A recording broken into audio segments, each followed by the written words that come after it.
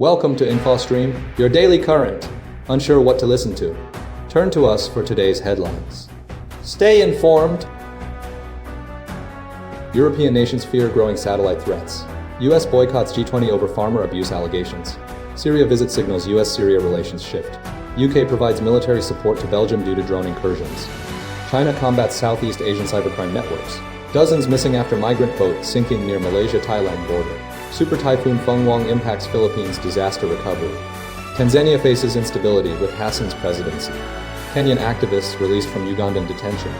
Zuma-Sambudla trial involves complex political charges. US air travel disrupted by government shutdown.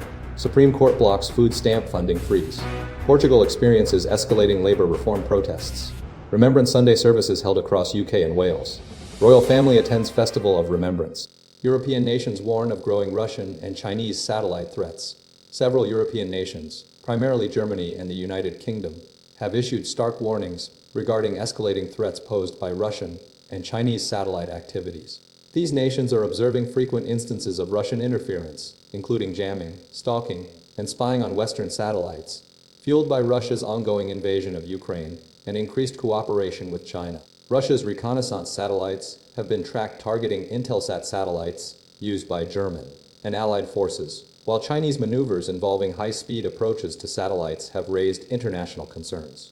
The threat stems from Russia and China's rapid expansion of space warfare capabilities, encompassing jamming, manipulation, and potential kinetic destruction of satellites. This capability is being bolstered by significant investment, with Germany announcing a $35 billion budget over 5 years for space projects. The UK is also increasing defense spending and conducting tests to detect laser threats to its satellites. NATO has declared space an operational domain and is considering applying Article 5, the Collective Defense Clause, to attacks in space.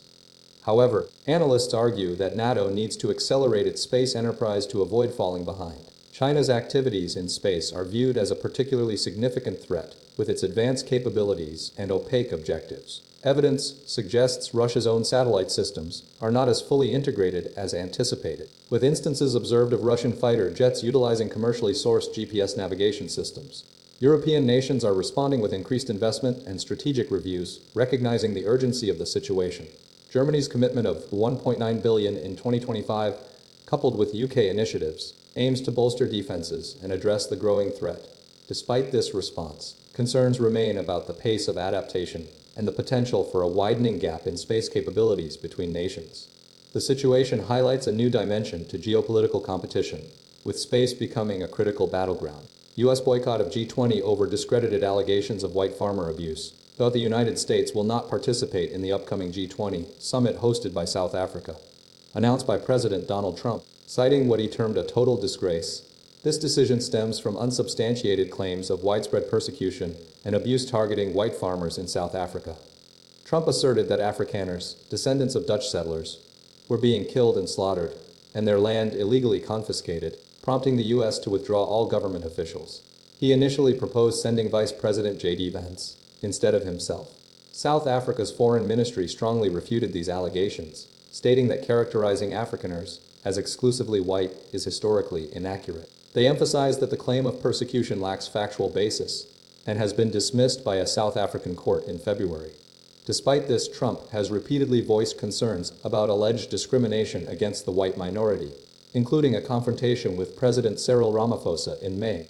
The White House recently announced plans to limit refugee admissions to a record low, prioritizing white South Africans seeking asylum. This action further underscores the administration's stance regarding the alleged human rights abuses. South Africa's government has consistently labeled the white genocide claims as widely discredited and unsupported by reliable evidence. The government highlighted the limited interest in accepting this offer, indicating a lack of genuine need. The U.S. decision to boycott the G20 reflects a significant diplomatic disagreement and raises concerns about the potential impact on global cooperation.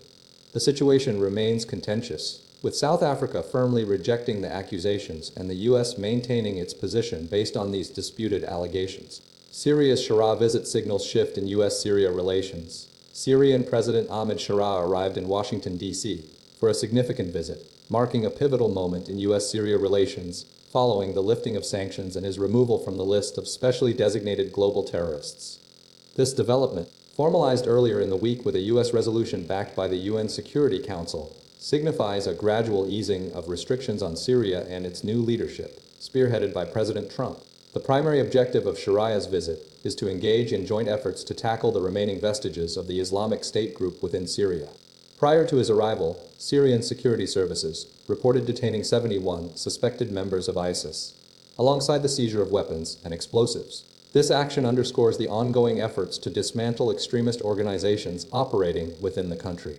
Shara's previous attempts to re-establish Syria's global presence, including his appearance at the UN General Assembly in September, where he advocated for the removal of sanctions, have culminated in this visit. Previously known as Muhammad al-Jolani, Shara's history is complex, having formerly led Hayat Tahrir al-Sham, HTS, formerly affiliated with al-Qaeda, and having been imprisoned by U.S. forces. A $10 million bounty was previously placed on him. The Treasury Department's decision to remove him from the sanctions list reflects recognition of the progress demonstrated by the Syrian leadership. Trump previously met Sharaa in May during a visit to Riyadh, describing him as a tough guy. Very strong past. Shara's aims include establishing a moderate government that can garner support from Syria's diverse ethnic and factional groups. However, recent violence, particularly between Sunni Bedouin tribal fighters and Druze militias, raises concerns about the stability of a government led by HTS. The situation highlights the deep-seated challenges in a nation defined by over a decade of conflict, demanding sustained efforts to restore security and governance.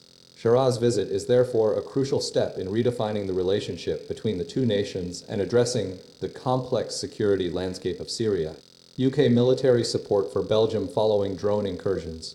The United Kingdom is providing military assistance to Belgium in response to a series of suspected Russian drone incursions into the nation's airspace. This action follows a request from Belgium's defense chief, prompted by disruptions affecting Brussels airport and other locations, including a military base. Defense Secretary John Healey emphasized the importance of alliances and collective resolve in defending critical infrastructure and airspace, highlighting the growing threat of hybrid warfare. Sir Richard Knighton, the UK's Chief of Defence Staff, stated that while the precise origin of the drones remains unconfirmed, Russia is considered a plausible source, citing the ongoing invasion of Ukraine and associated sabotage activities. The incident underscores a broader trend of drone incursions across multiple NATO countries, disrupting air travel and raising concerns about security vulnerabilities. The RAF's 2 Force Protection Wing is being deployed to assist Belgium, alongside support from Germany, which has also requested assistance with anti-drone measures. Approximately 3,000 Brussels Airlines passengers experienced significant delays due to the disruptions. Belgian Defense Minister Theo Franken initially expressed skepticism regarding Russian involvement, but now acknowledges the seriousness of the threat, which extends beyond military installations to impact civilian infrastructure. Sir Richard Knighton identified Russia as the most pressing threat to Europe, linking it to the invasion of Ukraine and subsequent hybrid warfare tactics.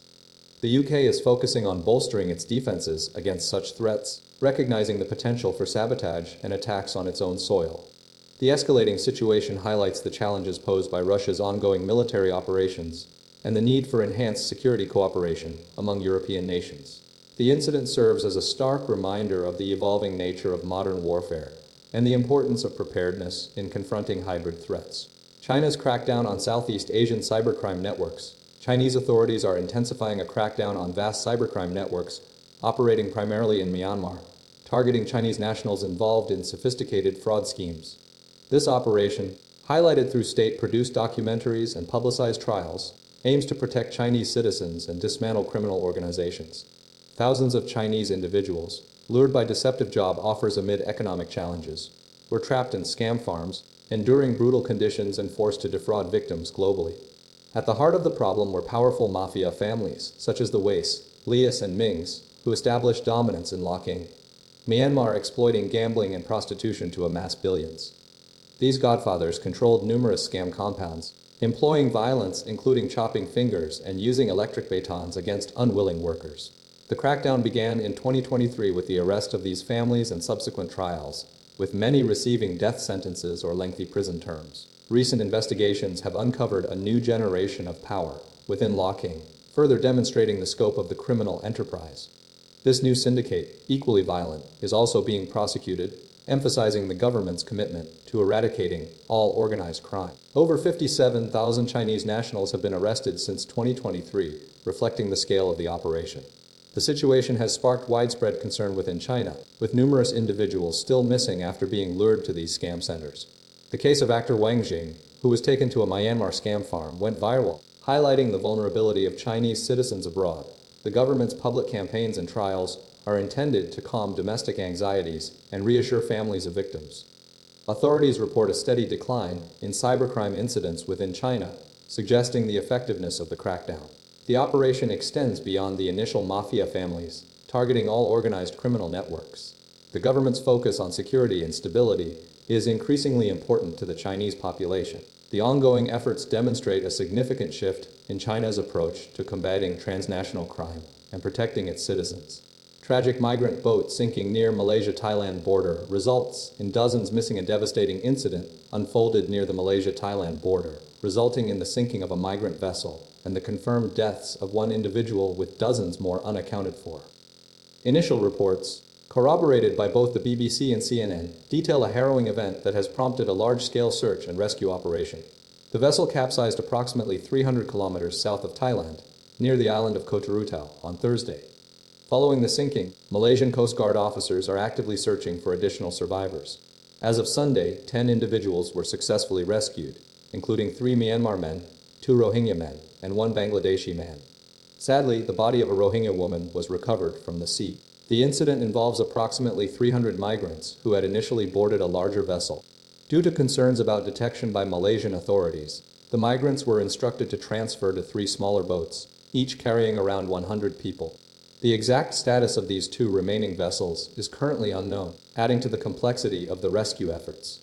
First Admiral Ramli Mustafa, the Maritime Authority Director for the northern Malaysian states of Kedah and Perlis, indicated that the victims are part of a group fleeing Myanmar, a country where the Rohingya minority faces significant challenges, including denial of citizenship and alleged abuse. The Rohingya, often viewed as foreign interlopers from South Asia, are frequently attempting to reach Malaysia. The circumstances surrounding the sinking are complex, highlighting the risks faced by migrants undertaking perilous journeys. Authorities are continuing to search for survivors and investigate the events leading up to the disaster, while the fate of the remaining migrants remains uncertain. The ongoing search operation is a critical endeavor, emphasizing the urgency of locating and assisting those still at risk. The situation underscores the vulnerability of migrants and the challenges associated with international maritime rescue operations. Super Typhoon Fung-Wong threatens Philippines amid ongoing disaster recovery efforts. Super Typhoon Fung-Wong, locally known as U1, is currently impacting the Philippines, displacing nearly 1 million people and causing widespread disruption as the nation grapples with the aftermath of Typhoon Kalmeji. The storm, categorized as a super typhoon with sustained winds of 185 km/h and gusts reaching 230 km/h, has forced evacuations across Luzon, particularly in Aurora province, where it's expected to make landfall Sunday night. Authorities have raised signal No. 5 over several regions, including Catanduanes, Camarines Sur, and Aurora, indicating the highest risk level. The evacuation efforts are compounded by the ongoing recovery operations following Kalmeji, which claimed 224 lives in the Philippines and 5 in Vietnam. Significant rainfall and strong winds from Fung-Wong are further straining disaster response capabilities. Hundreds of flights have been canceled across the archipelago, including nearly 400 domestic and international flights. Residents are taking proactive measures, with many securing their homes by boarding up windows and anchoring roofs, a tradition aimed at mitigating wind damage. Shelters have been established to accommodate displaced families, with many seeking refuge in schools, basketball courts, and churches.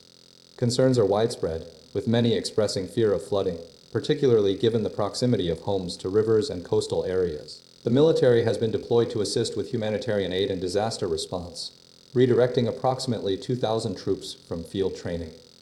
Authorities are urging residents to heed evacuation orders, emphasizing the dangers of last-minute rescues. The situation is particularly precarious for communities already affected by Kalmeji, who are now facing another major weather event. The Philippines, vulnerable due to its location near Pacific Ocean tropical weather systems, experiences approximately 20 tropical cyclones annually, half of which directly impact the country. Scientists attribute the increasing intensity of typhoons to climate change, noting warmer ocean temperatures and a warmer atmosphere contribute to stronger storms with heavier rainfall. Despite these challenges, the government is focused on providing support to affected communities and coordinating relief efforts to minimize the impact of Super Typhoon Fung-Wong. Tanzania's Samia Suluhu Hassan, a shattered aura of stability. Following a disputed election marred by allegations of ballot stuffing and repression, Tanzania is grappling with unprecedented post-election violence and a significant erosion of its long-held reputation for stability. President Samia Suluhu Hassan, initially viewed with optimism after the sudden death of her predecessor John Magufuli, is now facing widespread condemnation from regional and international organizations. The election results, which saw Hassan win with 98% of the vote, triggered widespread protests, fueled by years of simmering discontent and a perceived lack of political reform. The unrest, largely organized by young people drawing parallels with global Gen Z movements, exposed deep-seated grievances within Tanzanian society. Critics argue that Hassan's administration systematically eliminated credible opposition figures, exemplified by the detention of Tundu Lissu and the rejection of Luhaga Mapaina's candidacy. These actions, combined with an internet blackout and a curfew, significantly constricted the political space. The violence, resulting in potentially hundreds of deaths, has shattered Tanzania's image as a protest-shy nation. The African Union and SADC have questioned the legitimacy of Hassan's victory, citing systemic flaws. Hassan's initial approach of allowing rallies and criticism was abandoned as she consolidated power, employing a strategy reminiscent of Magufuli's authoritarian style. Internal party pressure and the resurgence of the opposition contributed to Hassan's political maneuvering, including repeated cabinet reshuffles and the creation of a loyalist cabal. Despite pledges of reconciliation, resilience, rebuilding, and reform, Hassan's actions, particularly the suppression of dissent, have fueled accusations of a repressive government. The Simba Jake, a lioness nickname, initially a symbol of strength, now represents a leader facing mounting international scrutiny and a nation struggling to recover from a deeply fractured political landscape. The myth of Tanzanian exceptionalism, built on a foundation of calm consensus and order, has been irrevocably damaged, leaving Tanzania facing a precarious future. Kenyan activists freed after Uganda detention are two Kenyan activists, Bob Njagi and Nicholas Oyo, who disappeared in Uganda 5 weeks prior, have been safely returned to Kenya following intense diplomatic pressure and advocacy efforts. The men were reportedly abducted by masked, uniformed Ugandan security personnel after supporting Bobi Wine, the Ugandan opposition leader and presidential candidate, at a political event in Busia, Uganda. Human rights organizations, including Vocal Africa, the Law Society of Kenya, and Amnesty International, played a crucial role in securing their release, emphasizing the importance of upholding human rights within the East African community. Ugandan police initially denied the activists were in custody, fueling concerns about potential unlawful detention and a pattern of intimidation against political opponents. The activists' disappearance mirrored previous incidents involving government critics across the East African region, including the abduction of Kenyan activist Bob Njagi last year, who endured harrowing conditions before being released following a court order.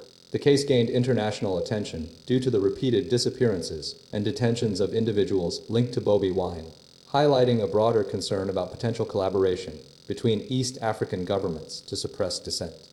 Boniface Mwangi and Agatha Achuhere, also Kenyan and Ugandan activists respectively, experienced similar incommunicado detention and alleged mistreatment in Tanzania, allegations which authorities dismissed.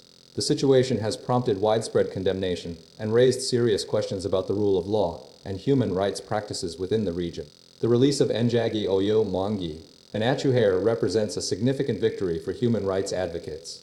But the underlying issues of political repression and potential government involvement remain a critical concern, demanding continued vigilance and international scrutiny. The cases underscore the vulnerability of political activists in the region and the need for accountability within East African governance structures. Duduzile Zuma-Sambudla trial. A complex political charge of Duduzile Zuma-Sambudla, the daughter of former South African President Jacob Zuma, is facing terrorism-related charges stemming from social media posts made during the 2021 KwaZulu-Natal unrest. The prosecution alleges she incited terrorism and public violence through these posts, specifically referencing the Mui Plaza Tollgate incident and using phrases like Amandla and let it burn. The case represents a significant legal challenge and is deeply intertwined with the ongoing political fallout from Zuma's presidency and subsequent imprisonment.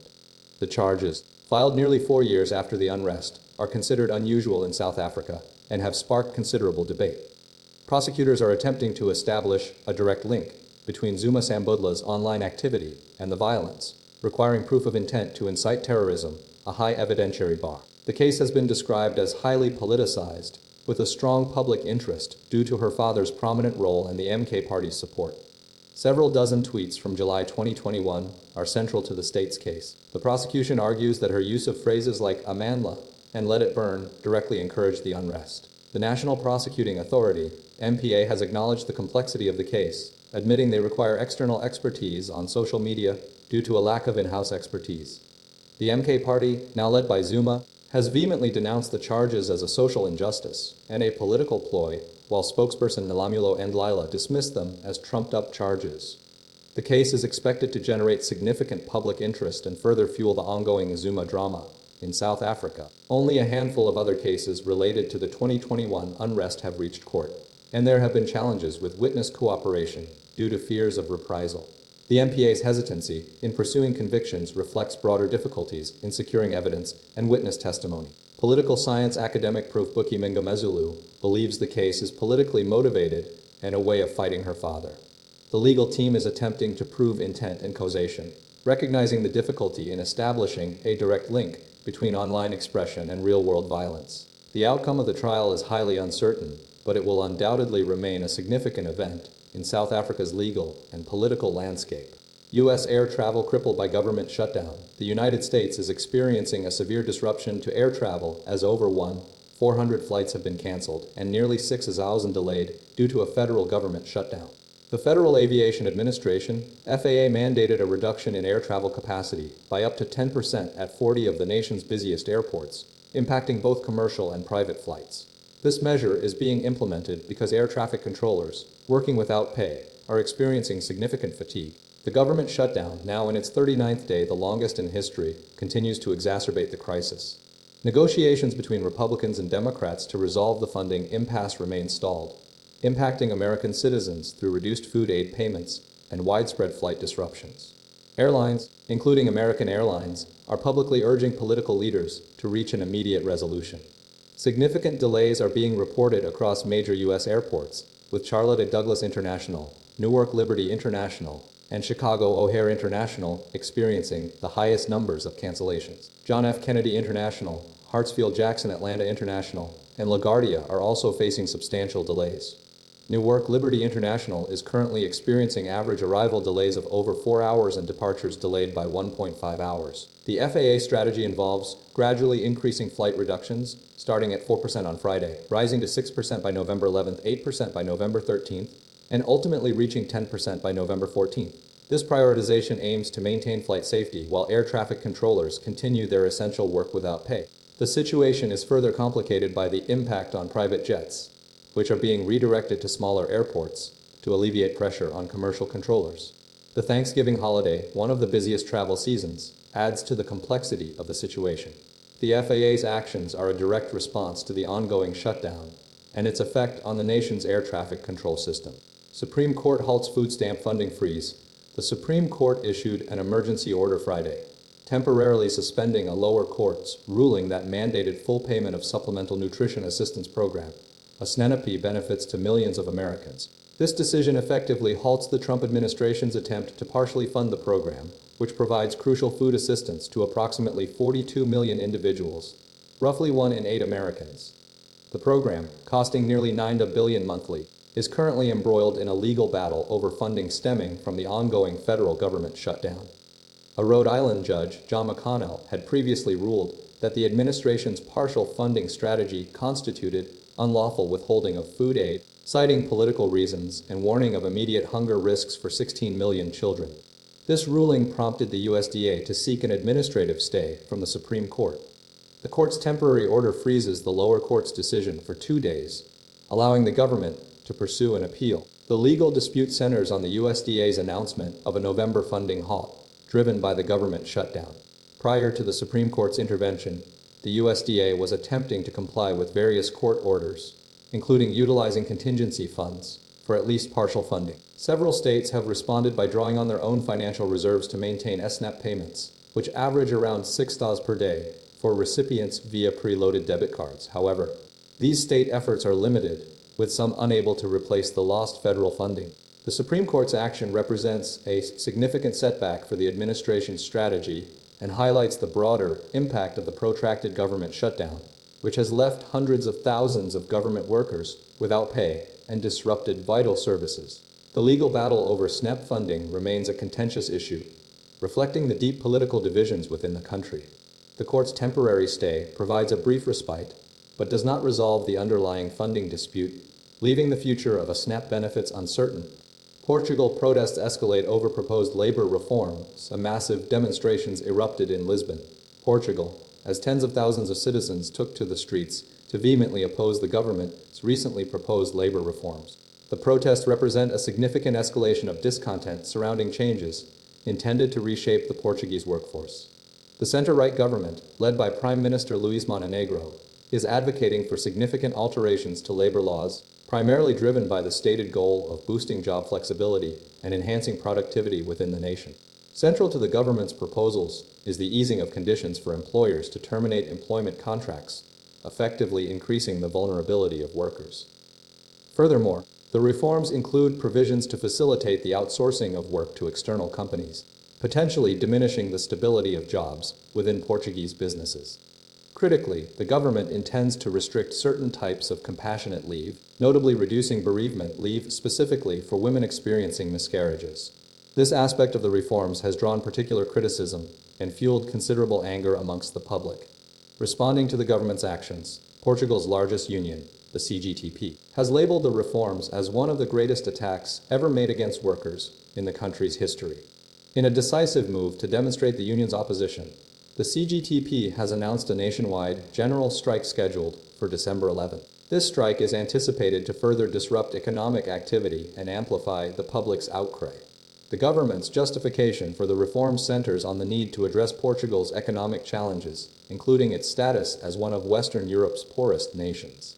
However, the public response suggests a deep-seated concern for workers' rights and a rejection of what they perceive as detrimental changes to labor protections. The ongoing protests highlight a fundamental disagreement regarding the direction of economic policy and the future of work in Portugal. Remembrance Sunday services across the UK and Wales, across the United Kingdom and Wales.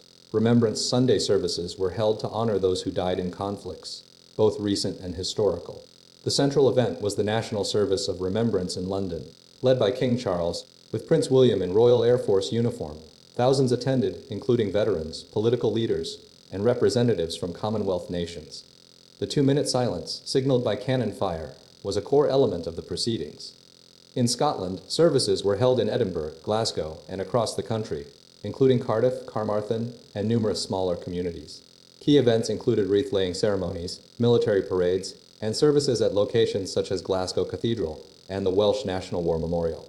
James Mitchell, wearing medals belonging to his 40 relatives who served in both world wars, emphasized the importance of remembering these sacrifices, particularly for younger generations. Bill Watson, traveling from Australia, shared his family's military history, including his grandfather's harrowing experience at the Battle of the Somme. Wales also observed Remembrance Sunday with services across its regions, including Llandudno, Caernarfon, Beaumaris, and Festiniog. These events featured military parades, wreath-laying, and the 2-minute silence. Canon Philip Barrett highlighted the enduring promise to never forget, referencing the significance of poppies as symbols of hope during wartime. Rift Valley GP Cap Gez Curry underscored the ongoing importance of remembering those lost in conflicts from World War I through the present day. The UK-wide observance included events in cities like Glasgow, Edinburgh, and London, alongside numerous smaller community services. Military personnel, veterans, civic dignitaries, and musical groups participated, contributing to the solemn and reflective atmosphere. The day's activities served as a powerful reminder of the sacrifices made by generations in defense of freedom and peace. The remembrance ceremonies were attended by a diverse range of individuals, united in their respect for those who gave their lives in service to their nations. Royal family attends Festival of Remembrance, marking significant milestones. The royal family, including Prince George, attended the annual Festival of Remembrance at the Royal Albert Hall, a key event ahead of Remembrance Sunday. The concert, organized by the Royal British Legion, commemorated those who lost their lives in service during the 2 world wars and other conflicts. This year's event held particular significance, marking the 80th anniversary of the end of World War II and 25 years since the end of the ban on LGBT+ personnel serving in the armed forces. Prince George made his first appearance at the Festival of Remembrance, seated beside his mother, Princess Catherine, who wore a handmade poppy crafted from silk, glass, and natural materials. King Charles III and Queen Camilla were also present, with the king set to lead the nation in 2 minutes of silence on Remembrance Sunday. The concert featured performances by renowned artists including Sir Rod Stewart and Sam Ryder, alongside the RAF Squadronaires and the Chelsea Pensioners, retired British Army veterans. Actress Hannah Waddingham hosted the event, expressing gratitude to veterans, including her grandfather who served in the Royal Navy. Notable attendees included veterans involved in planning D-Day and those who had been prisoners of war. Representatives from the LGBTQA veterans charity Fighting with Pride were present, highlighting the ongoing efforts to recognize and support LGBT military personnel. Former Royal Navy officer Alex Asmussen, who was discharged in 1996 due to his sexuality, was also in attendance. The king's appearance marked his first official engagement in support of the community, coinciding with the unveiling of a memorial to lesbian, gay, bisexual, and transgender military personnel. Approximately 10,000 armed forces veterans participated in the Royal British Legion's March Past, alongside around 20 World War II veterans. The event underscored the continued importance of remembrance and support for those who have served.